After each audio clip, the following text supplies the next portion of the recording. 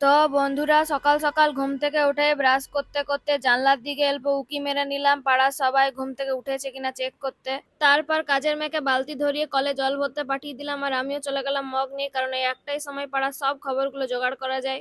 এখন আমি দুপুরের খাবার বানাচ্ছি। আমার গ্যাসটাকে আমি ব্যালকনিতেই রেখেছি, যাতে রান্না করতে করতে পাড়ার কোনো গোলমাল আমার কান থেকে পেরিয়ে না যায়। চান করতে যাওয়ার আগে সামনের বাড়ির গুনগুনকে হাফ প্যান্ট পরে ছাদে ঘোরার জন্য ওর মাকে চারটে কথা শুনিয়ে দিলাম।